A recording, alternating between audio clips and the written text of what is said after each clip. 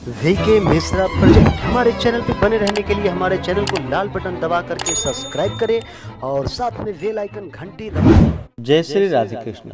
आप सभी का हमारे YouTube चैनल पे बहुत बहुत स्वागत है। आइए सुनते हैं गुरुवार व्रत की कथा और फिर सुनेंगे अंत में गुरुवार व्रत की आरती। जो भी भक्त सच्ची श्रद्धा के साथ गुरुवार के दिन गुरुवार का व्रत करते हैं, इस दिन भगवान बृहस्पति देव का पूजन करते हैं, कथा श्रवण करते हैं, भगवान की आरती करते हैं, इससे भगवान बृहस्पति देव अपने भक्तों के ऊपर प्रसन्न होकर के अपना कृपा प्रदान करते हैं। तो आइए सुनते हैं गुरुवार व्रत की कथा और अंत में सुनेंगे आरती। तो बोलिए प्रेम से भगवान बृहस्पति देव की जय, भगवान विष्णु की जय, माता लक्ष्मी की जय। प्राचीन काल में एक बहुत ही निर्धन ब्राह्मण थे। उनके पास उनकी संतान ना थी।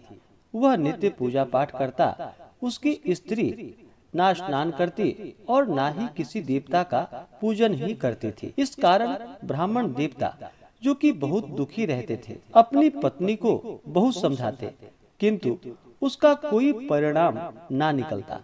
भगवान की कृपा से ब्राह्मण के यहाँ एक कन्या उत्पन्न हुई। कन्या बड़ी होने लगी। प्रातः स्नान करके वह भगवान विष्णु का पूजन करती, जप करती, बृहस्पतिवार का व्रत भी करने लगी। पूजा पाठ समाप्त कर पाठशाला जाती तो अपनी मुट्ठी में जौ भरकर ले जाती और पाठशाला के मार्ग में डालती हुई जाती थी। लौटते समय वही जौ, जो कि स्वर्ण के हो जाते थे, और फिर उसको बीन कर अपने घर ले आती थी। एक दिन वह बालिका सूप में उन सोने के जौ को फटक कर साफ कर रही थी कि तभी उसकी माँ ने देख लिया और कहा कि हे बेटी, सोने के जौ को फटकने के लिए सोने का सूप भी तो चाहिए। दूसरा दिन गुरुवार का दिन था। कन्या ने व्रत रखा और भगवान बृहस्पति देव से सोने का सूप देने की उनसे प्रार्थना करने लगी और कहा कि हे प्रभु, यदि सच्चे मन से मैंने आपकी पूजा की हो तो मुझे सोने का सूप दे दो। बृहस्पति देव ने उसकी प्रार्थना को स्वीकार कर ली। रोजाना की तरह वह कन्या जौ फैलाती हुई पाठशाला चली गई। पाठशाला से लौटकर जब वह जौ बीन रही थी तो बृहस्पति देव जी की कृपा से उसे सोने का सूप मिला। उसे वह अपने घर ले आई और उससे जौ को फटककर साफ करने लगी, परंतु उसकी माँ का फिर से वही उसका रंग और ढंग रहा। एक दिन की बात है, कन्या सोने के सूप में जब जौ को साफ कर रही थी, उस समय उस नगर का राजकुमार वहां से निकल रहा था। कन्या के रूप और कार्य को देखकर वह उस पर मोहित हो गया। राजमहल आकर वह भोजन तथा जल का त्याग करके उदास होकर लेट गया। राजा को जब राजकुमार द्वारा अन्न और जल त्यागने का समाचार प्राप्त हुआ तो अपने मंत्रियों के साथ वह अपने पुत्र के पास गया और पूछा कि हे बेटा, तुम्हें किसी बात का कोई कष्ट है क्या? किसी ने तुम्हारा अपमान किया है अथवा कोई और कारण है? मुझे बतलाओ, वही कार्य मैं करूंगा जिससे तुम्हें प्रसन्नता की प्राप्ति हो सके। अपने पिता की बातें सुनकर राजकुमार बोला कि हे पिताजी, मुझे किसी बात का कोई दुख नहीं, कोई कष्ट नहीं। किसी ने मेरा अपमान भी नहीं किया है, परंतु मैं उस लड़की के साथ विवाह करना चाहता हूँ जो सोने के सूप में जौ को साफ कर रही थी। राजकुमार ने राजा को उस लड़की के घर का पता भी बतला दिया। मंत्री राजा के कहने पर उस लड़की के घर गया। मंत्री ने ब्राह्मण के समक्ष राजा की ओर से निवेदन किया। कुछ ही दिनों के बाद ब्राह्मण की कन्या का विवाह राजकुमार के साथ संपन्न हो गया। कन्या के घर से जाते ही ब्राह्मण के घर में पहले की भांति गरीबी का निवास हो गया।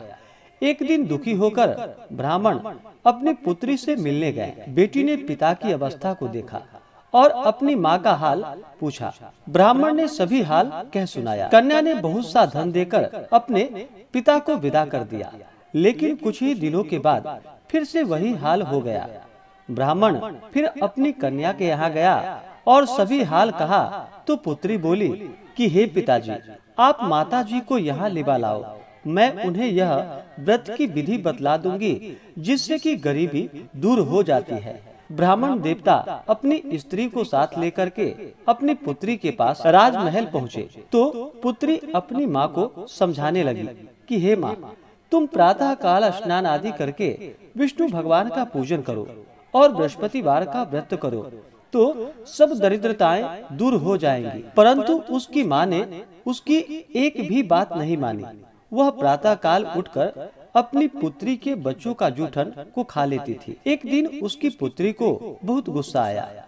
उसने अपनी माँ को एक कोठरी में बंद कर दिया और प्रातः उसे स्नान आदि करा करके उससे पूजा पाठ करवाया तो उसकी माँ की बुद्धि ठीक हो गई। इसके बाद वह नियम से पूजा पाठ करने लगी और प्रत्येक बृहस्पतिवार को व्रत भी करने लगी। और फिर इस व्रत के प्रभाव से मृत्यु के बाद वह स्वर्ग को गई।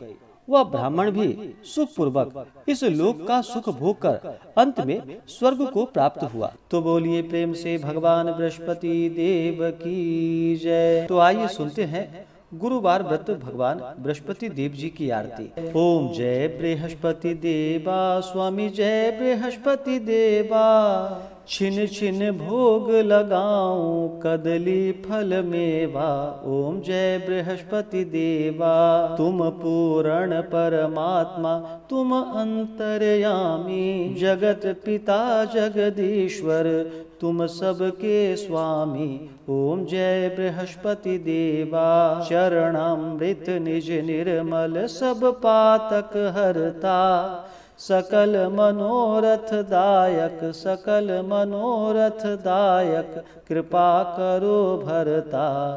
ओम जय बृहस्पति देवा, तन मन धन अर्पण कर जो जन शरण पड़े, प्रभु प्रकट तब होकर प्रभु प्रकट तब होकर आकर द्वार खड़े। ओम जय बृहस्पति देवा, दीन दयाल दयानिधि भक्तन हितकारी, स्वामी भक्तन हितकारी, पाप दोष सब हरता पाप दोष सब हरता, भव बंधन हारी। ओम जय बृहस्पति देवा, सकल मनोरथ दायक सब संशय हारी, विषय विकार मिटाओ विषय विकार मिटाओ, संतन सुखकारी। ओम जय बृहस्पति देवा, जो कोई आरती तेरी प्रेम सहित गावे, स्वामी प्रेम सहित गावे, ज्येष्ठानंद आनंद सुनिश्चय ही पावे। ओम जय बृहस्पति देवा, ओम जय बृहस्पति देवा, स्वामी जय बृहस्पति देवा, छिन छिन भोग लगाऊं छिन छिन भोग लगाऊं कदली फल मेवा। ओम जय बृहस्पति देवा, ओम जय बृहस्पति देवा। तो बोलिए प्रेम से भगवान बृहस्पति देव की जय, भगवान विष्णु की जय, माता लक्ष्मी की जय। तो आशा करता हूँ कि यह कथा और आरती आपको अच्छा लगा हो। इसी प्रकार से ज्ञानवर्धक जानकारियाँ प्राप्ति के लिए हमारे इस चैनल पे अगर आप नए हैं तो चैनल को लाल बटन दबा करके सब्सक्राइब करें, साथ में बेल आइकन घंटी को दबाएं ताकि मेरे वीडियो का नोटिफिकेशन आपको समय से मिलता रहे। वीडियो को लाइक करें, शेयर करें। सुखी रहें और स्वस्थ रहें। जय श्री राधे कृष्ण। धन्यवाद।